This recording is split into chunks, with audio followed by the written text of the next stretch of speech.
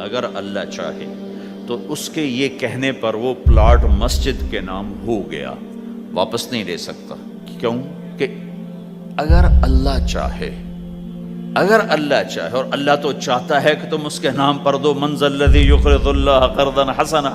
اب ایک آدمی یوں کہتا ہے انشاء اللہ میری بیوی کو 3 طلاق، اگر اللہ چاہے تو میری بیوی کو 3 طلاق، تو علماء فرماتے ہیں یہ طلاق نہیں ہوگی۔ کیوں نہیں ہوگی؟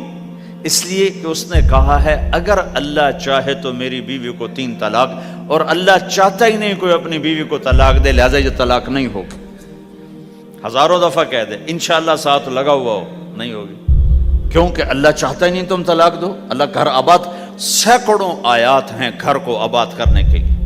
فَإِنْ خِفْتُمْ شِقَاقَ بَيْنِهِمَا، اگر میاں بیوی میں ہوگی کھٹپٹ تو بڑھاؤ نہیں۔ کیا مصیبت ہے کہ کچھ ادھر سے بڑھانا لگ جاتے ہیں، کچھ ادھر سے بڑھانا شروع کر دیتے ہیں۔ فَبَعْثُوا حَكَمًا مِّنْ أَهْلِهِ وَحَكَمًا مِّنْ أَهْلِهَا، تو طلاق دینے میں جلدی نہ کرو، جلدی نہ کرو۔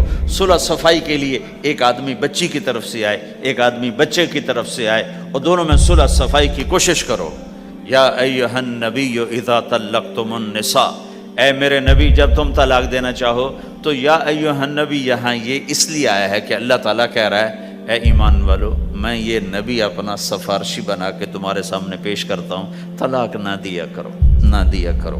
یہ ہے یا ایھا النبی سے ایک دم ایمان والوں کی طرف منتقل ہونے کا فلسفہ کہ دیکھو میں اپنا نبی تمہارے لیے سفارشی بناتا ہوں کہ طلاق نہ دیا کرو۔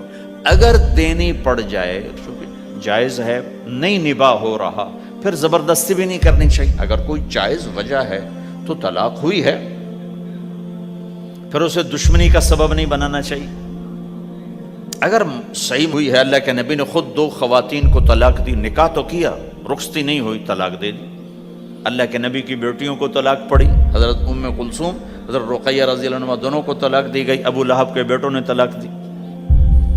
آپ نے حضرت حفصہ کو طلاق دینے کا ارادہ کیا تو عمر رضی اللہ عنہ کو پتہ چلا، بڑے غمگین ہوئے، تو اللہ جبریل آ گئے، یا رسول اللہ، اللہ تعالیٰ فرما رہے ہیں حفصہ کو طلاق نہیں دے سکتے، یہ آپ کی دنیا کی بیوی بھی ہے، جنت کی بیوی بھی ہے، کہ عمر کے دل شکنی ہو رہی ہے۔ تو ایک گھر باقی رہے، اس کے لیے سینکڑوں آیات اللہ تعالیٰ نے اتاری، اور ہمیں کہا عاشروہن بالمعروف، اپنی بیویوں کے ساتھ اچھا سلوک کرو۔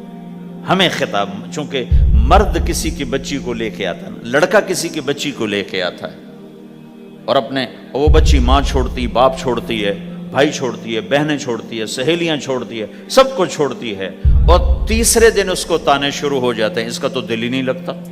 اور پہلے دن اپنی بیوی کو نصیحت دی جا رہے تھے، میری ماں کی خدمت کرنی ہے، میری کرنا کر، میری ماں کی کرنی ہے، میرے ابا کی کرنی، میری بہنوں کی کرنی، کسی کے سامنے تم نے بولنا نہیں، کسی کے سامنے اف نہیں کرنا۔ بے وقوف، اس سے محبت تو جتا پھرو، اس کے بعد جو کچھ کہے گا وہ کرے گی۔ پہلے دن ہی حکم، نہ تعلق بنا ہے، نہ محبت پیدا ہوئی ہے، اور نہ ابھی جوڑ بیٹھا ہے، اور پہلے دن حکم سنانے شروع کر دی۔ اس کے ذمہ نہ تیری ماں کی خدمت ہے، نہ تیرے باپ کی خدمت ہے، نہ تیری بہنوں کی خدمت، یہ ساری خدمت تو تیرے ذمہ ہے۔